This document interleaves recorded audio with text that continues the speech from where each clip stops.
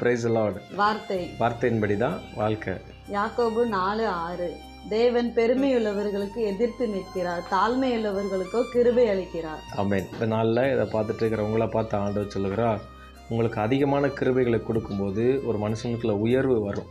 அந்த உயர்வு வர வர நமக்குள்ள பெருமை வந்துடக்கூடாது. ஆமென். தாழ்மையை தான் ஆண்டவர் எதிர்பார்க்கிறார். விசேஷமாக யோவான் ஸ்நானகனுக்கு அதிகமான கிருபைகளை கொடுத்தார். ஆமென்.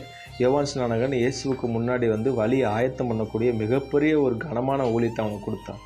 ஆனாலும் யோவான் ஸ்நானகனுக்குள்ள ஒரு பெருமையோ ஒரு உயர்வான எண்ணமோ மேட்டிமையோ யோவான் ஸ்நானகனுக்குள்ளே வரவில்லை. அதனால தான் யோவான் ஸ்நானகன் சொன்னார், நான் அவருடைய பாதரட்சைகளை அவிழ்க்கிறதற்கும் நான் பாத்திரம் இல்லை. ஆமென்.